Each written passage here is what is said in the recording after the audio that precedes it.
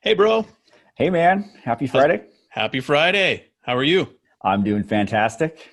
All right. You ready for another tip of the week? I'm ready. You're up, man, because I heard there's big changes in the Amazon fee land.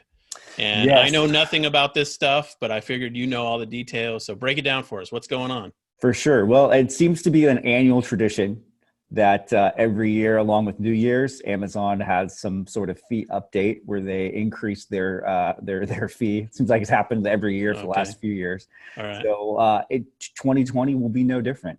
There will be another Amazon fee change. Now, to break it down, Yeah. basically the summary of those changes is the biggest one is storage rates. So Okay. as you will know, if you sell on Amazon, you have a monthly storage rate for FBA, and then obviously there's long-term storage fees and all these other things that they tack onto it as well. But what's interesting is the non-peak storage rates for standard items are going to go up by 8.7%. That's a So pretty big increase. that's a pretty big increase. So then there's some other ones as well. Oversized storage rates are they're going to remain unchanged, but there's Okay. also what they do for removal fees because sometimes you have to pull inventory out for whatever reason. In some cases, say it's actually saves you money to pull inventory out because of these monthly storage fees and long-term storage fees. But it's going to go for larger items over 2 pounds. Those removal fees are actually going to go up by 25%. So if you need to do that before February to take advantage of the cheaper rate, but being aware of that is going to be of interest. Also, standard size item or referral fees are going to actually be going up as well on some of the categories. You're going to see an increase in the actual referral fee, which is the standard. It's usually around 15%, but in certain categories are going to be moving up a little bit as well. And so the biggest thing that I want to take away from this is really that storage rate at Okay. 8.7%. I want to circle back to that Yeah. because what I think that means, and it's becoming clearer and clearer over time, Amazon has zero interest in being uh, a Oh, storage solution for because you. they used to kind of like let you have that for free. They wanted to kind of have Yeah, everybody send stuff in. they did. There was definitely a time frame where you could send stuff in. It was super cheap, 4, 5, 6 years ago. They didn't really care. They were building out their network. They wanted to facilitate that. And what they've realized is that as their costs have continued to go up, Mm-hmm. they're building out all these billions of dollars of fulfillment network that they want to make money on it as well or not lose as much money because they Yeah. lose a lot of money every year in fulfillment and shipping and all these different like the actual physical delivery of products and storage of products. Like it is a huge red in their ledger sheet, so they're trying to balance that out a little bit Okay. from a profitability standpoint. But what we've seen is a continued sort of increase in these fees. And what that I think is going to mean for us as sellers is we're just going to have to get much more sophisticated in our inventory management and using probably like third party solutions for storage for long term and then sending almost as an on demand basis into Amazon our products as it's required. So as we're selling through, Amazon's basically telling us with this that they don't want to be in the storage business. They only want to be in the fulfillment business. So Okay. having inventory turns where you send in some of your inventory, it sells through, you send in your next one. That's classified as one turn. They just want to be able to see you sending more turns through. Right. Meaning you're only sending in enough inventory to facilitate one turn and doing it within a shorter amount of time. So for larger private label and manufacturing based sellers, are you having to use a third party logistics warehouse to prep, in essence, prep stuff, holding it before you Yep. send it in a warehouse, Amazon warehouse? That's the Yeah. strategy. Yeah, for sure. We Yeah. actually made that transition this last year Okay. to where what we end up doing is we actually do an aggregate bulk shipping from China, where we have other sellers that we come together and we get a cargo container. So it's like a shared cargo container that they get on a ship, and we just come together and we share that cost in that, and it actually lowers our shipping costs dramatically to have a whole cargo container. So if you don't have enough demand to buy an entire container for yourself, Yeah. you can do is you can share some of that cost with other sellers, and Okay. then we aggregate that. And so it basically comes in, and we have two warehouses that we ship to. One is in Houston, Texas, and the other one is in Northern Ireland.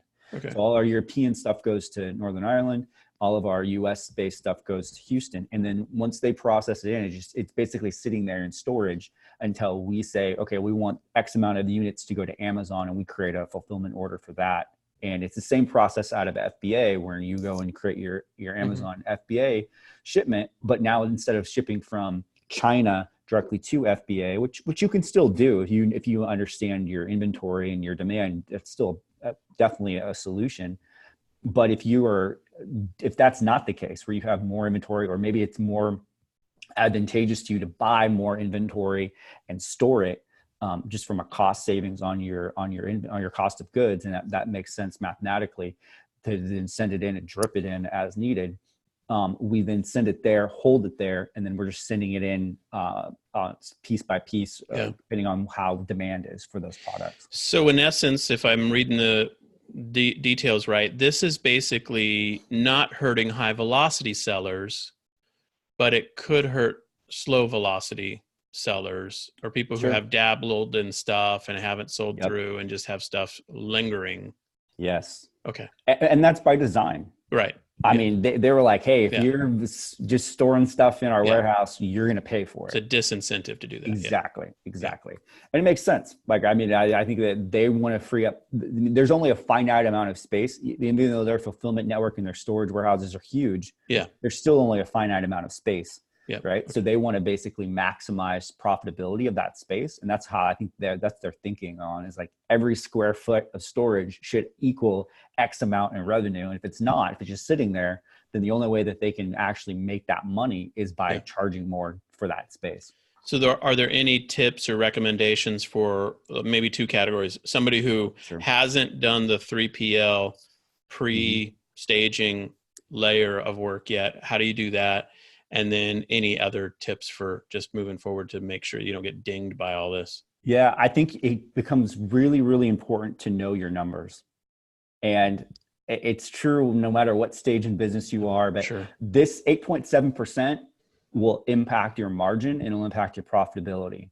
So being aware of that, if you haven't really taken the time to aggregate that data and do a serious look at what your per SKU margin is, what your profitability per SKU is, and really be on point for that, this is a good incentive to do it, because now there's fees going up. You got to check that out. So that would be step one.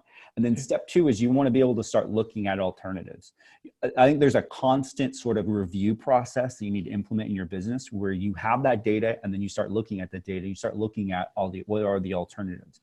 Does it make sense for you to keep your inventory in FBA and going directly from China or wherever you're shipping from and storing it in FBA, or do third-party resources and warehouses for storage make sense?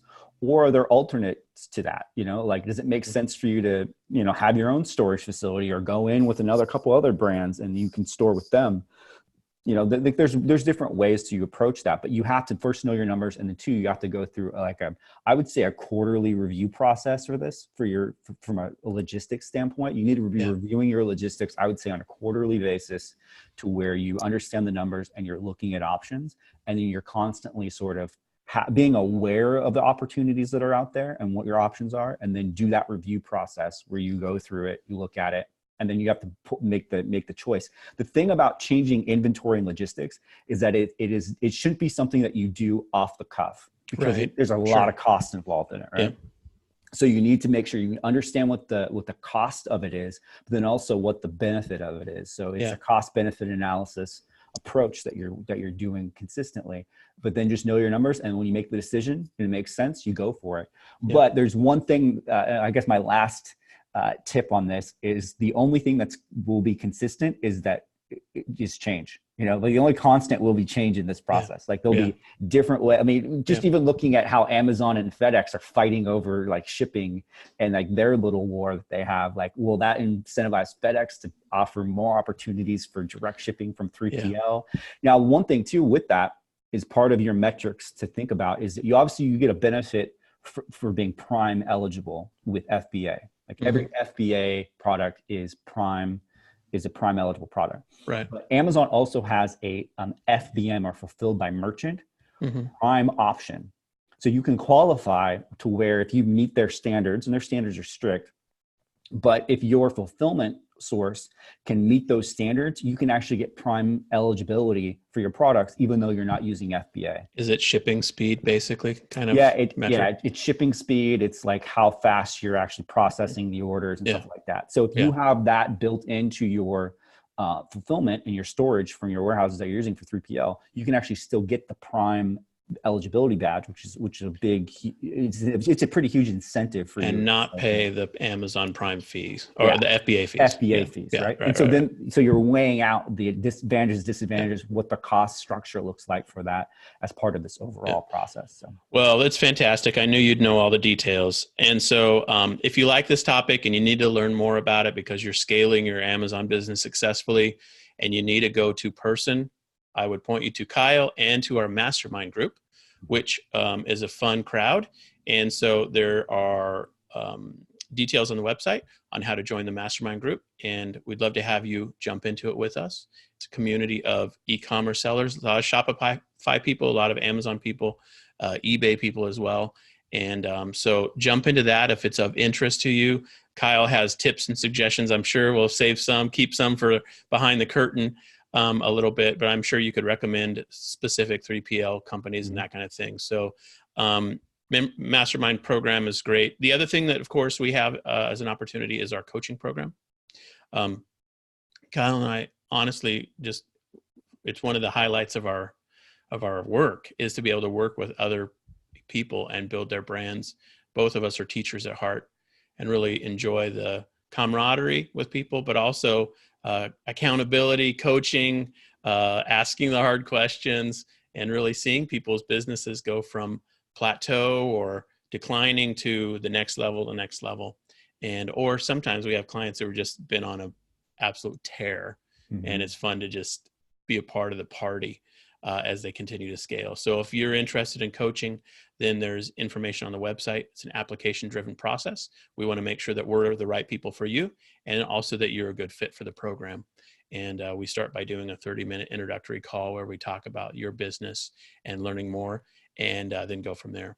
So let's wrap it up, man. And I hope you have a great weekend. And until next time.